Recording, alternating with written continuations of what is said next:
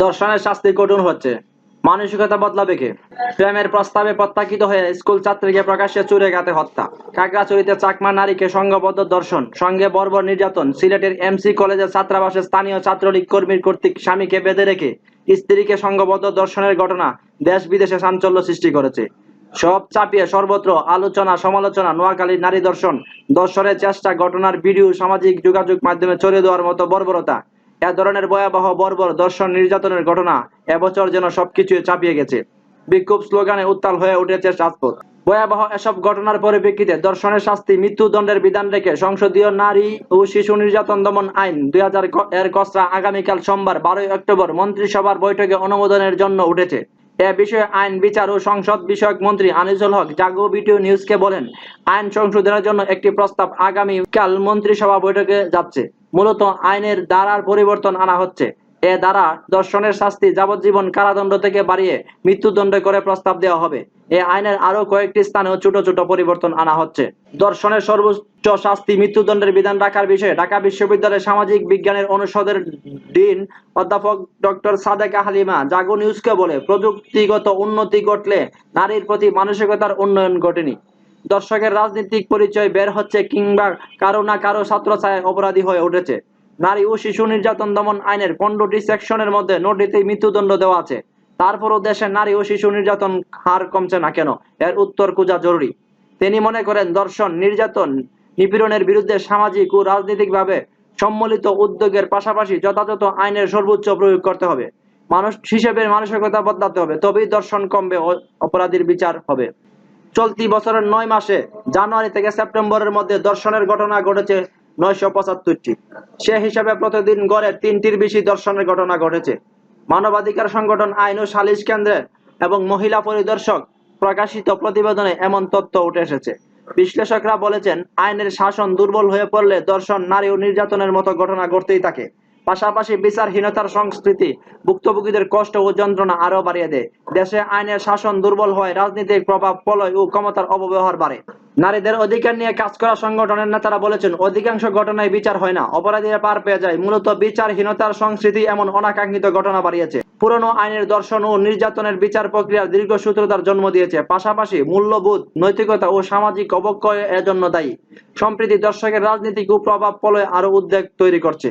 সম্প্রতি আইন ও সালিশ কেন্দ্র প্রকাশিত প্রতিবেদনে বলা হয়েছে, গত ৯ মাসে সারা দেশে ৯৭৫টি ধর্ষণের ঘটনা ঘটেছে। ধর্ষণের পর ৪৩ জনকে হত্যা করা হয়। আত্মহত্যা করেন ১২ জন নারী। গত বছর একই সময়ে জানুয়ারি থেকে সেপ্টেম্বর পর্যন্ত ধর্ষণের ঘটনা ঘটেছিল ১,১১৫টি। ওই সময়ে ৫৭ নারীকে ধর্ষণের পর হত্যা করা হয়। পারিবারিক নির্যাতনের তথ্য পর্যবেক্ষণ করে দেখা গেছে, গত বছরের তুলনায় এবছরের প্রথম ৯ মাসে পারিবারিক নির্যাতনের সংখ্যা বেড়েছে। গত বছরের প্রথম ৯ মাসে ২৯৭টি নারী নির্যাতনের শিকার হয়েছে। এবছর তা বেড়ে ৪৩২ জনে দাঁড়িয়েছে। নির্যাতিত নারীদের মধ্যে ২৭৯ জন হত্যার শিকার হয়েছে। নির্যাতিত নিপীড়নের কারণে আত্মহত্যা করেছে ৭৪ জন নারী। গত বছরের প্রথম ৯ মাসে অ্যাসিড নিক্ষেপের ঘটনা ঘটেছিল ১২টি। চলতি বছরে সেটি বেড়ে দাঁড়িয়েছে ২১টিতে। আজকের হিসাবে চলতি বছর গণধর্ষণের শিকার হয়েছে ২০৮ জন নারী।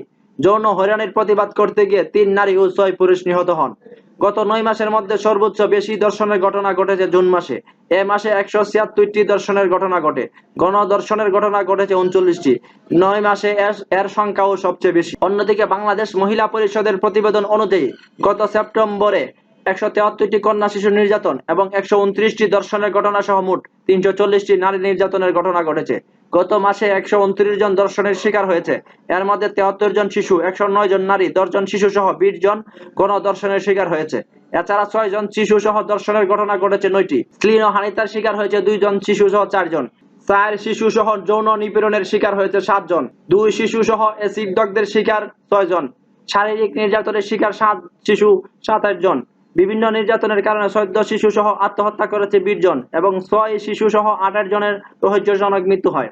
এ ব্যাপারে জাতীয় মানবাধিকার কমিশনের চেয়ারম্যান নাসিমা বেগম বলেন, ধর্ষণের ঘটনা উদ্বেগজনক হারে বাড়ছে। সর্বশেষ নোয়াখালী ঘটনা আদিম যুগের বর্বরতাকেও হার মানায়। নির্যাতনকারীরা পশুর চেয়েও অদম। এমন জঘন্য ঘটনা কোনোভাবেই গ্রহণযোগ্য নয় এবং এ ঘটনা মানবাধিকার চরম লঙ্ঘন। তিনি বলেন, নারীর মানবাধিকার সুরক্ষিত করার জন্য নারীর প্রতি নির্যাতনের বিরুদ্ধে জিরো টলারেন্স নীতি বাস্তবায়ন আবশ্যক। নির্যাতনকারী যেই হোক না কেন তাকে আইনের আওতায় এনে দ্রুত দৃষ্টান্তমূলক শাস্তি প্রদান করতে হবে। বাংলাদেশ মহিলা পরিষদের কেন্দ্রীয় কমিটির সাধারণ সম্পাদক মালেকা বানু বলেন, করোনা মহামারীর সময় পুরো দেশ দর্শনের অভয়ারণ্যে পরিণত হয়। নারীরা যখন তাদের মেধা, শ্রম ও নিজের প্রচেষ্টার মাধ্যমে দেশের উন্নয়নের অবদান রাখছে, তখন ক্রমবর্ধমান হারে সহিংসতার ঘটনার পরও প্রতিবন্ধকতা সৃষ্টি করছে। সহিংসতার ঘটনায় রাজনৈতিক প্রশাসনিক ছত্রছায়ায় যে বিভিন্ন অপরাধী বাহিনী গড়ে উঠেছে, এগুলো প্রশাসনিকভাবে প্রতিহত করা না হলে সহিংসতার ঘটনা বাড়তেই থাকবে। আশকের কার্যনির্বাহী কমিটি পরিষদের মহাসচিব নূর খান জাগোবিডিকে জানায়, যখন দুর্বৃত্তরা সমাজকে, রাজনীতিকে নিয়ন্ত্রণ করে, তখন দুর্বৃত্তরা বেপরোয়া হয়েও যায়। সেই বেপরোয়ায় বহিঃপ্রকাশ আমরা ইদানিং দেখতে পাচ্ছি। বিচারহীনতার সংস্কৃতি, তদন্তে দীর্ঘসূত্র এর বড় কারণ। পেশি শক্তি, টাকা, রাজনৈতিক শক্তি কোনটির যদি ব্যক্তির কাছে থাকে, তখন যা ইচ্ছা তাই করতে পারে। আইন ও কোনো কিছুই তাকে স্পর্শ করতে পারে না বলে মনে করেন। আর সমাজ ও পারিবারিক নৈতিকতা নষ্ট হয়ে যাচ্ছে। হাজার হাজার কোটি টাকা পাচার হয়ে যাচ্ছে। পাচারকারীদের কারো কিছু হচ্ছে না, উল্টো সেই টাকা তারা বুক করছে। যেখানে দর্শকরা কি করে ভাববে যে দর্শন করলে বিচার হবে।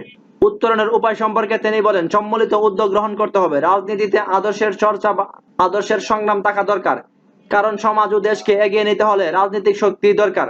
স্বচ্ছতা, আদর্শিক অবস্থান রাজনৈতিকভাবে আগে দরকার।